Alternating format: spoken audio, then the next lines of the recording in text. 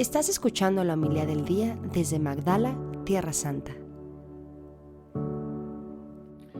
En aquel tiempo, uno de los escribas se acercó a Jesús y le preguntó: ¿cuál es el primero de todos los mandamientos? Jesús le respondió: el primero es: escucha, Israel, el Señor nuestro Dios es el único Señor. Amarás al Señor tu Dios con todo tu corazón, con toda tu alma, con toda tu mente y con todas tus fuerzas. El segundo es este: amarás a tu prójimo como a ti mismo. No hay ningún mandamiento mayor que estos. El escriba replicó: muy bien, maestro, tienes razón cuando dices que el Señor es único y que no hay otro fuera de Él, y que amarlo con todo el corazón, con toda el alma, con todas las fuerzas, y amar al prójimo como a uno mismo, vale más que todos los holocaustos y sacrificios. Jesús, viendo que había hablado muy sensatamente, le dijo: no estás lejos del reino de Dios. Y ya nadie se atrevió a hacerle más preguntas. Palabra del Señor. Gloria a ti, Señor Jesús. Queridos hermanos, la liturgia de este 31º domingo del tiempo ordinario nos está ya empujando, si me permiten la expresión, nos está ya orillando hacia el final del año litúrgico, en el cual empezaremos a leer las palabras, las parábolas, las enseñanzas sobre los tiempos últimos y definitivos. La escatología, lo que se llama la escatología, lo que viene después de este tiempo. Y obviamente, para después de este tiempo, lo único que nosotros podemos hacer razonablemente es saber cómo está nuestra balanza. ¿Cómo está mi balanza? ¿Qué balanza pesa más en mi vida? ¿Mis obras buenas o mis obras malas? ¿Cómo está mi conciencia y mi corazón delante de Dios si me llamara hoy? Esa es la escatología. Hay una escatología personal, que es la propia muerte, y hay una escatología universal, que es el fin de los tiempos. Y hoy, obviamente, la liturgia nos habla de los mandamientos de Dios. Vamos a ver qué nos dice hoy la primera lectura. La primera lectura simplemente nos va a referir del Deuteronomio cuál es el primer mandamiento de la ley de Dios. Así sencillamente, en su contexto histórico, durante el Éxodo, cuando Dios le revela a Moisés los mandamientos y Moisés se los transmite al pueblo de Dios. Quiero decirles una trampa que puse a mis amigos y conocidos el verano pasado mientras estaba yo en México. Di varias pláticas en varias ciudades y decía yo: ¿cuál es el primer mandamiento de la ley de Dios? Y en casi todos los lugares, o en todos, la gente me respondió inmediatamente: amarás al Señor tu Dios con todo tu corazón. Y yo les decía: reprobados. Reprobados. Hoy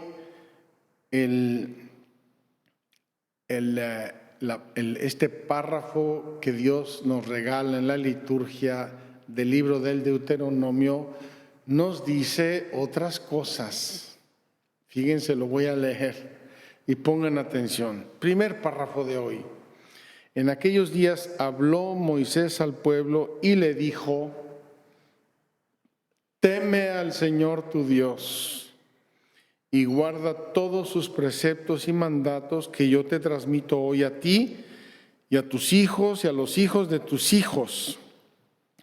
Cúmplelos siempre y así prolongarás tu vida. Y comienza el primer mandamiento. Escucha, Israel. Guárdalos y ponlos en práctica para que seas feliz y te multipliques. Así serás feliz como así ha dicho el Señor, el Dios de tus padres, y te multiplicarás en una tierra que emana leche y miel. Y sigue el segundo párrafo. Escucha, Israel. El Señor nuestro Dios es el único Señor. Amarás al Señor tu Dios con todo tu corazón, con toda tu alma, con todas tus fuerzas. Graba en tu corazón los mandamientos que hoy te he transmitido. Interesantes estos términos que me parece que han sugerido en la historia del mundo y de la evangelización actitudes muy concretas. Dos términos, dos imperativos quiero subrayar hoy de este pasaje. El primero, escucha, Israel. Es un mandato, es un imperativo. Escucha, Israel. Es decir, ponle atención a Dios. Ese es el primer mandamiento. Todos los demás son inútiles si no escuchamos a Dios. Si yo no le pongo atención a mi Dios Padre, si yo no le pongo atención a las enseñanzas de la Sagrada Escritura, todo lo demás es inútil. Por eso, ante Dios, diría yo, no solo ante los mandamientos, sino ante Dios, que además se hizo palabra, se hizo sabiduría para que lo escuchemos y lo acojamos en nuestro corazón. Ante Dios, el primer mandamiento es escucha. Me parece muy importante y más importante en una cultura como la nuestra, donde hay miles de ruidos, mensajes, videitos, WhatsApp, Instagram, redes sociales. Tenemos una obesidad de ruidos y de información. Y en esa obesidad de ruidos y de información, distinguir la voz de Dios y ponerle atención requiere una decisión muy grande, una obediencia muy grande en la fe. Primer mandamiento de la ley de Dios: escucha, Israel, ponle atención a tu Dios. Segundo mandamiento, estos son como premisas para los otros. Dice: graba en tu corazón los mandamientos que hoy te he transmitido. Grábalos, porque si no los grabas en tu corazón se te van a olvidar. Cuando lleguen las situaciones concretas de tu vida y tengas que tomar decisiones, si no tienes los mandamientos de Dios grabados en tu corazón, se te va a olvidar. Tú imagínate que te explican las tablas matemáticas: sumar, restar, multiplicar y dividir. Te las explican y tú las entiendes, le ves una cierta lógica, dices, ah, qué bien, y no las aprendes. Vas a pagar un refresco al Oxxo y no sabes cuánto tienes que pagar y no sabes cuánto te tienen que devolver. No te grabaste en tu corazón las tablas elementales de la aritmética, de la matemática. Así nos pasa cuando se trata de obedecer a los mandamientos de Dios. No lo recordamos. Les pusimos atención a lo mejor, pero es cosa de niños, es cosa de primera comunión. No recordamos y no profundizamos los mandamientos de la ley de Dios porque no los hemos grabado en nuestro corazón. Resultado, en el momento en que se dan las circunstancias concretas de la vida, no sabemos cómo quiere Dios que actuemos. Qué hermosa es la Sagrada Escritura y qué clara. Estas dos cosas, escucha y graba. En la catequesis, en la evangelización que propone la Iglesia, han tenido siempre una dimensión pedagógica. Cuando los niños van al catecismo, tienen que estar en silencio, tienen que atender a la catequista. Primera cosa, silencio, escucha. Segundo, tienen que grabarse en la memoria. Yo me acuerdo que mi mamá tenía muchísimo interés en que nos aprendiéramos las cosas de memoria.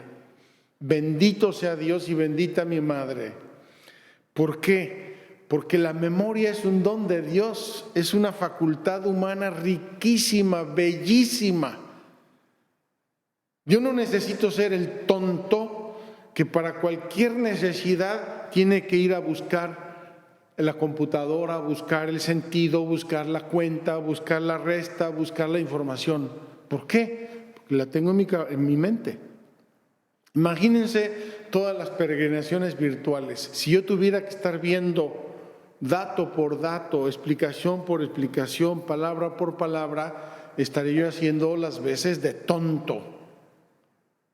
No sería yo una persona culta y formada, sería yo si acaso un buen lector.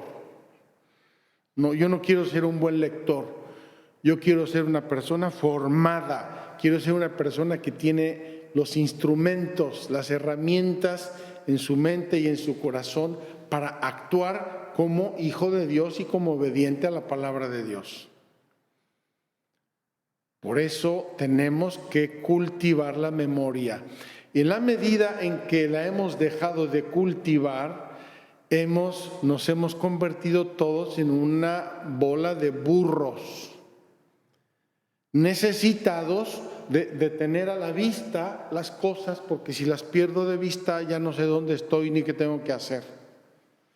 No crean que los quiero insultar ni muchísimo menos, pero veo jovencitos que son incapaces de las más mínimas operaciones mentales. Recordar una palabra, un término, un nombre, ya no digamos un número telefónico, imposible. Entonces, si no tengo yo el instrumento a mano, y eso me hace esclavo del instrumento, dependiente de él y de quien maneja esos instrumentos. Me he alargado un poco con esta explicación de la primera lectura y así no hemos llegado a las siguientes y no quiero alargarme mucho más. Quiero tomar de la carta a los Hebreos un tema que me parece bellísimo, muy importante en la vida cristiana y frecuentemente lo ignoramos. Los seres humanos somos criaturas.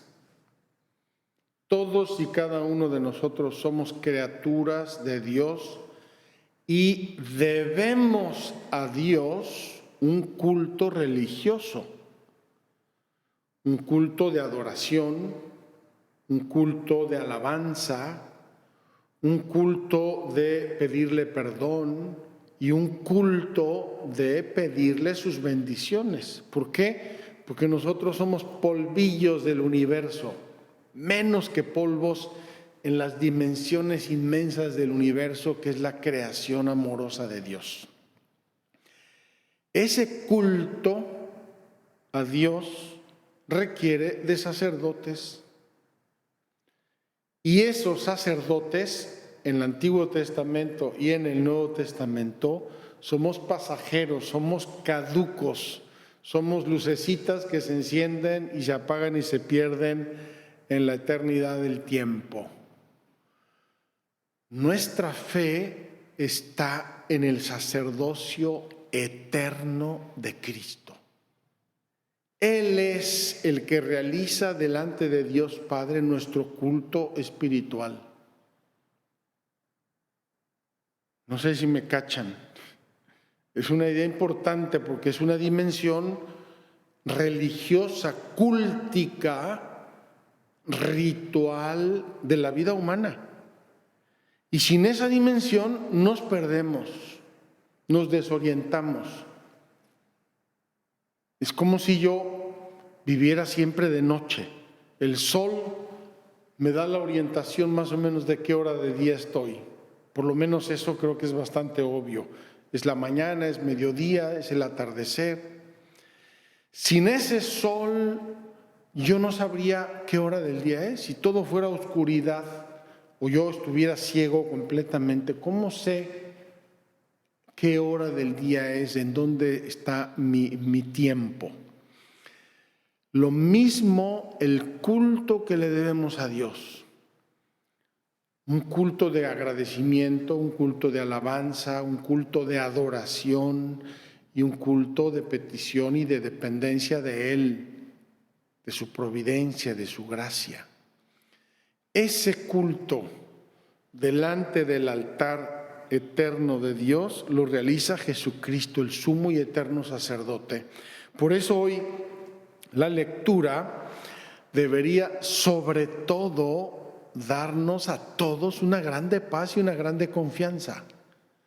Porque nos dice que Jesús no es como los demás sacerdotes que mueren y que ofrecen sacrificios por sus propios pecados. Nos dice que Jesucristo es un sacerdote eterno, que está perfectamente y eternamente ofreciendo a Dios el culto que nosotros le debemos a Dios como criaturas humanas, como criaturas suyas. No quiero retardar más, el Evangelio de hoy simplemente es una conclusión de lo anterior. Si Dios es Dios y yo le debo un culto de criatura, el primer mandamiento es amar a Dios sobre todas las cosas y a mi prójimo como a mí mismo. Ojalá, queridos hermanos, que vivamos con honestidad estos mandamientos que nos hacen ser, nos ayudan a ser verdaderamente personas, criaturas, a realizarnos en profundidad. En profundidad. Que así sea. Muchas gracias por escucharnos. Si quieres conocer más acerca de Magdala, síguenos en YouTube y Facebook.